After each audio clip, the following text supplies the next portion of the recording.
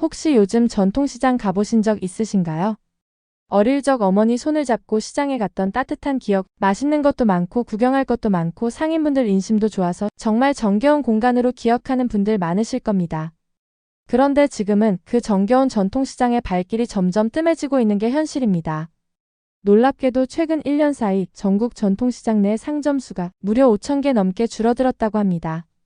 불과 1년 만에 말이죠. 이렇게 빠르게 그리고 눈에 띄게 줄어드는 이유는 과연 무엇일까요? 정부에서 수천억 조 단위의 예산을 쏟아붓고 있음에도 왜 전통시장은 좀처럼 살아나지 못하는 걸까요? 그래서 오늘 영상에서는 왜 그렇게 익숙하고 정겨웠던 전통시장에 사람들이 요즘 더 이상 잘 가지 않게 된 건지 그 진짜 이유를 하나하나 차근히 짚어보려고 합니다. 단순히 불편해서 그렇다거나 요즘은 다 온라인으로 사니까 같은 피상적인 이유만은 아닙니다. 사실 우리가 평소에는 잘 몰랐던 그리고 지금도 많은 분들이 간과하고 있는 꽤 중요한 이야기들이 그 안에 담겨 있습니다. 오늘 영상 끝까지 함께 보시면 아, 전통시장이 이렇게 된 데는 다 이유가 있었구나 하고 고개를 끄덕이게 되실 거고요. 우리 일상과 소비를 바라보는 시야도 한층 넓어지는 시간이 되실 겁니다. 그럼 본격적으로 시작해 보겠습니다. 먼저 전통시장이 왜 이렇게까지 침체됐는지 그 배경부터 짚어보겠습니다. 전통시장의 위기는 사실 1990년대부터 시작됐습니다. 바로 이마트를 시작으로 한 대형마트의 등장 때문인데요. 1993년 이마트 창동점이 처음 생긴 이후 전국 곳곳에 대형마트가 생기면서 사람들의 소비 패턴이 크게 바뀌기 시작했습니다. 왜 바뀌었을까요? 이유는 아주 간단합니다. 대형마트는 한 장소에서 다양한 품목을 정찰 가격으로 넓은 주차장과 쾌적한 환경 속에서 쇼핑할 수 있었기 때문입니다. 그리고 무엇보다 대형마트는 믿고 살 수 있다는 신뢰가 있었습니다. 가격 흥정할 필요도 없고 반품이나 교환도 어렵지 않으니까요. 그런데 전통시장은 어땠을까요? 통로도 좁고 주차장도 부족하고 가격은 흥정해야 하고 카드 결제가 안 되는 곳도 많았습니다. 그러니 점점 사람들이 대형마트를 선호하게 되는 건 어찌 보면 자연스러운 일이었습니다. 하지만 대형마트의 성장만이 전통시장의 침체를 만든 것은 아닙니다. 사실 진짜 이유는 지금부터 시작인데요. 대형마트보다 훨씬 더 큰 영향을 준 건 바로 이커머스입니다. 쉽게 말해 온라인 쇼핑이죠. 요즘은 어떠신가요? 필요한 거 있으면 쿠팡, 네이버 쇼핑, 마켓컬리 같은 데서 주문하고 새벽이나 다음날 바로 배송 받으시죠. 이제는 신선식품까지도 온라인으로 사는 시대이니까요. 특히 1인 가구, 맞벌이 부부, 시간에 쫓기는 현대인들에겐 정말 편리한 소비 방식입니다.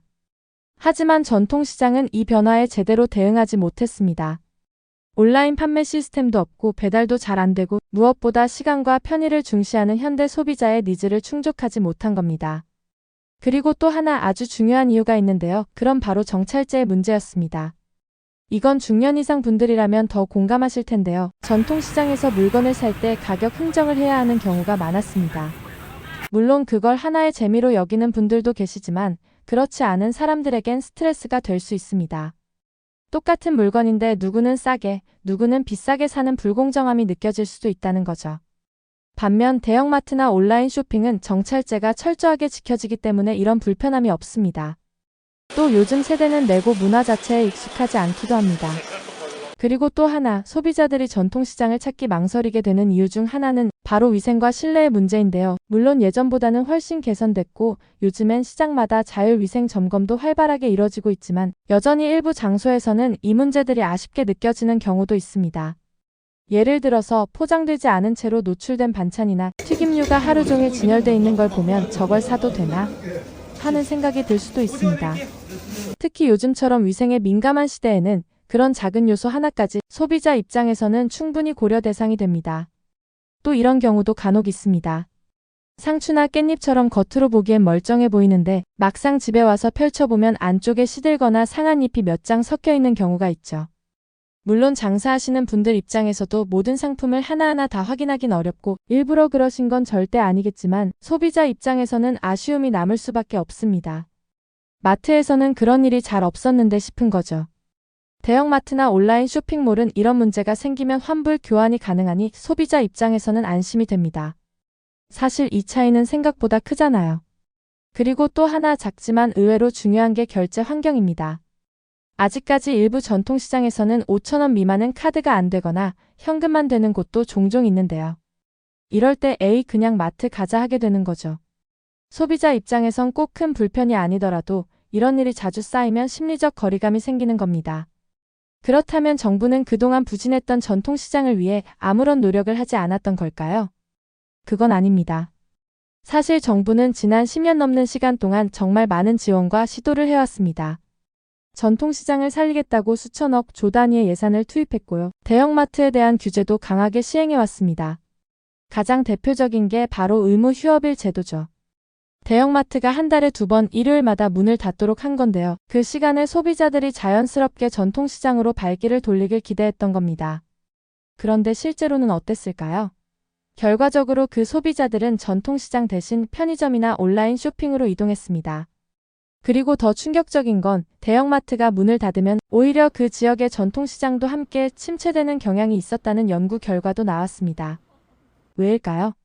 사실 요즘 소비자들은 한 번에 몰아서 장 보는 것에 익숙해졌기 때문입니다.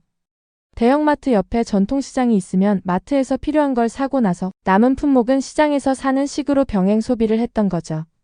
마트가 문을 닫으면 그 주변 상권 전체가 죽는 구조가 돼버린 겁니다. 이쯤에서 한 가지 질문을 드리고 싶은데요. 여러분은 마지막으로 전통시장에 가본 게 언제이신가요? 생각보다 꽤 오래전일 수도 있습니다. 그만큼 우리의 생활 방식, 소비 방식이 바뀌었다는 거죠. 지금은 편리함과 시간 절약이 최우선 가치가 된 시대입니다. 이런 시대의 전통시장은 과연 어떤 방향으로 가야 할까요? 사실 전통시장이 유통공간으로서 살아남기에는 점점 한계에 부딪히고 있습니다. 그래서 일부 전통시장은 관광상품으로 변신을 시도했습니다. 대표적으로 광장시장이나 통인시장이 그런데요. 이제는 그곳을 단순히 장보러 가는 게 아니라 먹거리 체험하고 외국인 관광객들과 북적이는 경험의 공간이 되어가고 있습니다. 그런데 이렇게 바꿀 수 있는 전통시장이 전국에 몇이나 될까요? 전국 각 지역에는 수천 개의 전통시장이 있는데요. 그중 일부만이 관광지로 살아남을 수 있습니다. 결국 나머지는 도태될 수밖에 없다는 이야기입니다. 정말 안타깝지만 이건 냉정한 현실입니다. 이쯤 되면 질문이 생깁니다. 그렇다면 전통시장은 이대로 사라지는 걸까요? 결론부터 말씀드리자면 모든 전통시장이 다 사라지진 않겠지만 그 수는 확실히 줄어들 것이라는 게 전문가들의 공통된 견해입니다. 요즘에도 잘 되는 전통시장들이 없는 건 아닙니다. 지역만의 특색을 살리거나 관광객들이 일부러 찾아올 만한 콘텐츠가 있는 시장 또는 지역 특산물처럼 다른 곳에서는 쉽게 구하기 어려운 상품을 파는 시장들은 여전히 활기를 띠고 있죠. 하지만 단순히 마트보다 조금 더 싸다는 이유만으로는 요즘 소비자들의 발길을 붙잡기 어렵습니다. 가격만으로 경쟁하는 시대는 이미 지났고 이제는 그 시장만의 매력과 경험 또는 확실한 품질이 있어야 사람들이 일부러 찾아가게 되는 겁니다. 그럼에도 불구하고 우리가 잊지 말아야 할 것이 하나 있습니다. 전통시장은 단순한 장보는 공간 그 이상이었습니다. 사람과 사람 사이의 온기, 정겨운 인사, 따뜻한 덤, 이웃과의 유대감을 느낄 수 있었던 곳이죠. 그 가치는 앞으로도 우리가 지켜가야 할 중요한 문화유산입니다. 완전히 사라지지 않게 하려면 어떻게 해야 할까요? 추억만으로 지킬 수는 없습니다. 새로운 세대가 그 공간을 찾게 만들 만한 변화, 즉 플랫폼 자체의 혁신이 필요합니다. 전통시장을 다시 가고 싶은 곳으로 바꾸는 것이 진정한 해답일 겁니다. 오늘 이야기 어떻게 들으셨나요? 우리는 지금 너무도 빠르게 변해가는 시대를 살아가고 있습니다. 예전엔 당연했던 많은 것들이 하나둘씩 사라지고 있고 그중 하나가 바로 전통시장일지도 모릅니다. 그런데 잘 보면 이건 단지 시장 이야기만은 아닙니다.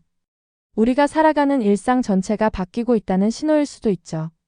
시장이 사라지는 이유를 들여다보면 결국 사람들의 삶의 방식, 소비 습관, 일과 시간의 구조가 모두 바뀌었다는 걸 알 수 있습니다.